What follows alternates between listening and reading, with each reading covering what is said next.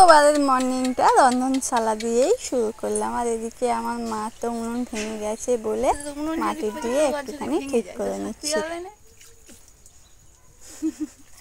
নোনা মাটি কপালটাকে আর ওইটারে ভিডিও কর দিন আমার মার কপালটা কত ভালো। নোনা মাটি বলে ভেঙে যায় না? সেদিনকে কে ভাঙলো? দাদা মানে পা দিয়েছে, পা দিতেই ভেঙে গেছে। তাহলে কি দাদু এখন সেই কি সব উঠেছে, সিমেন্টের উনুন উঠে সিমেন্টের দিয়ে তৈরি করে নিচ্ছে আর সঙ্গে পাইপ বসিয়ে নিচ্ছে। লং টাইম তোদের তো মনে হয় না, আমাদের ওইটা নয়, আমাদের মাটি, তবে পাইপ দেওয়া। ও মাঝে মধ্যে সকাল আমি ভেঙে ফেলি ওই গজ গজ গজ গজ গজ বলে তুই কি করে জানলিস। সকাল 10টার সময় ঘুম থেকে উঠে বসে গেছি মায়ের সঙ্গে আড্ডা দিতে। আর ওদিকে মা তো উনুনটা ঠিক করেই নিচ্ছিল। তো যাই হোক, এদিকে আমার সাংসারিক গল্প একটু টুকিটাকি হচ্ছিল। আমি কিভাবে কি করতাম, কটার সময় ঘুম থেকে উঠতাম, আদেও আমি ঠিকঠাক করে কাজকর্ম করতে পারতাম কি, সব কিছুই মায়ের সঙ্গে একটু শেয়ার করছিলাম। কারণ আমার অভিজ্ঞতা তো তোমরা দেখতেই পাচ্ছ। বাপের বাড়িতে সকাল 10টা-11টার সময় ঘুম থেকে ওঠা, সেই জায়গায় দাঁড়িয়ে ওখানে গিয়ে 3 মাসের মতো প্রায় সংসার করেছি। তাহলে তো মার কৌতূহল জেগেই থাকবে যে আমার মেয়ে কীভাবে কী করেছে। সেই জন্য মায়ের সঙ্গে একটুখানি শেয়ার করে নিচ্ছিলাম যে আমি কখন কি করতাম। আর সত্যি কথা বলতে আমাদের ও বাড়িতে তো 12টার সময় রান্না কমপ্লিট হয়ে যেত। তো সেই নিয়েই মায়ের সঙ্গে কথা বলছিলাম। আর মা হাসছিল যে মেয়ে 10টা-11টার সময় ঘুম থেকে ওঠে সে মেয়ে নাকি 12টার সময় রান্না কমপ্লিট করতো। তো সেটা নিয়েই মায়ের সঙ্গে হাসাহাসি হচ্ছিল আর গল্প হচ্ছিল।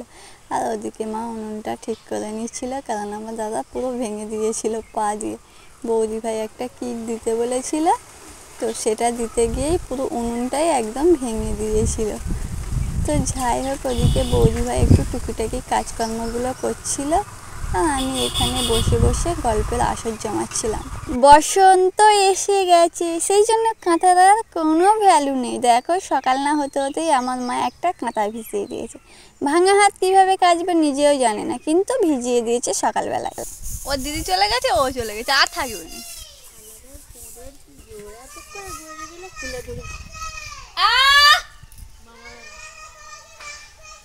মামারা রাখতে গল্পের আসল ভেঙে দিচ্ছে সব। ও মা যাচ্ছি, মোচা খাওয়া 7 মিনিট গেছে, গুলি বলতেই কামড়ে চাই। গুলি বলতে শক্তি বাঁধেছে তো কিছু হবে না, কিচ্ছু সকালবেলা মোচা চুরি করতে গেছে চোখের গাছে বাপ কেউ হয় না, উনি ঠিক জানে না।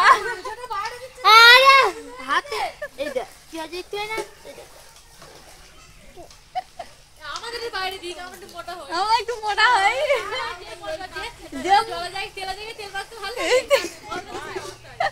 তোরা লাগবে রে, অত পেঁয়াজ কুচে রাখবি তো কি হবে। তোমরা লাস্টে দেখবে এত পুণ্যি করতে যে পাক বলে কি উঠতে পারবে না, আর দুইটা ছেলে উঠতে পারবে না। আমরা তাও ছুটে হেঁটে বেড়াতে পারবো। এই রোগা পাতলা মানুষদের বেশি পেঁয়াজ থাকে জানিস, ওই পেঁয়াজ থাকে বলে ওই জন্যই তো সবসময় হাত পা ঝরঝরানি কনকনানি ধরে না। ওটা মোটাদের থাকে, কিন্তু আমাদের দেখতে হচ্ছে হচ্ছে হয় না। আমি এখান থেকে গেছি টানা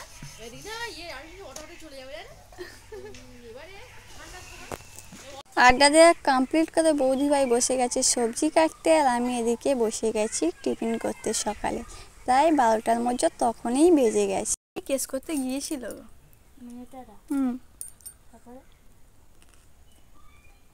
তারপর কি হয়েছে জানি না,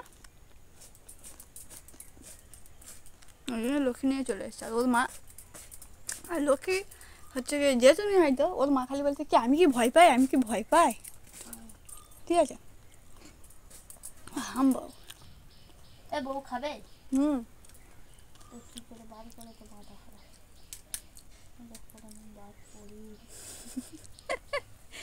ভালো ঝামেলাই পড়ে।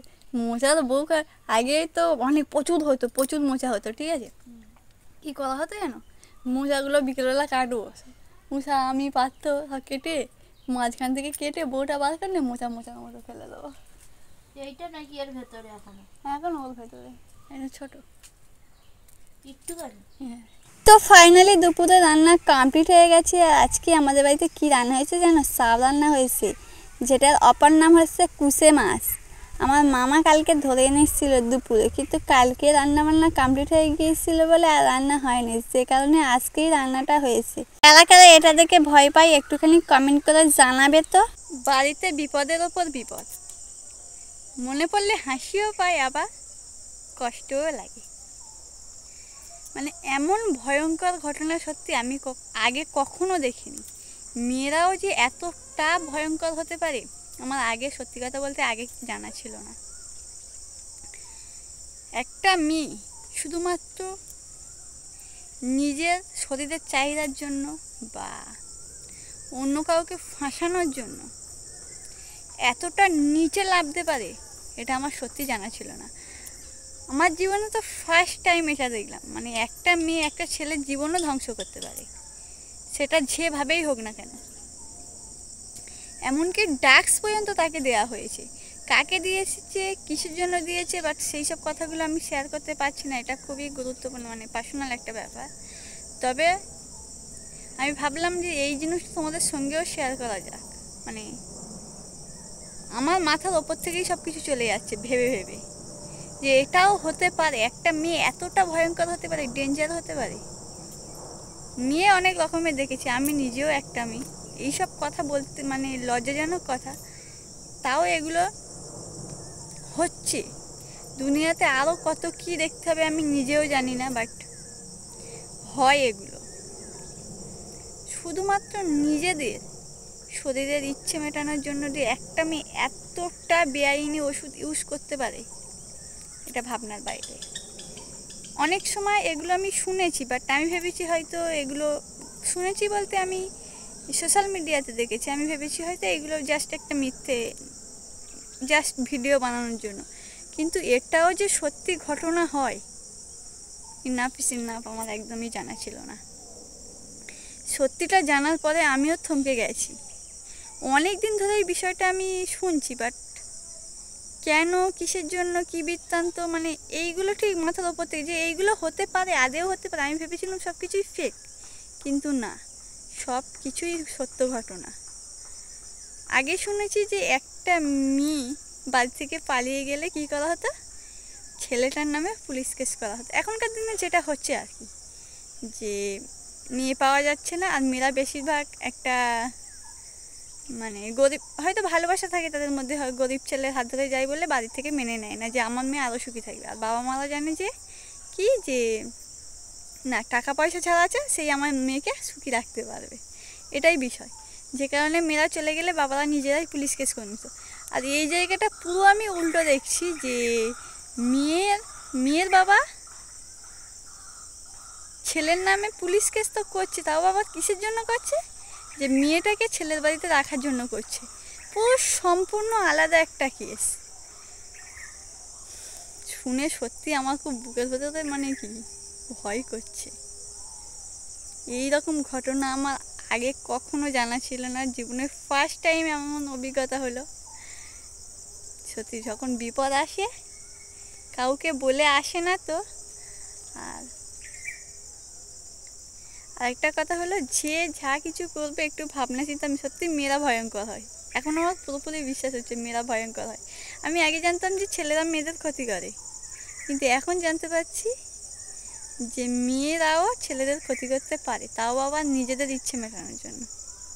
এটা কি, এটা কেমন যুগ এলো না জানি, আরও কত কি আসবে।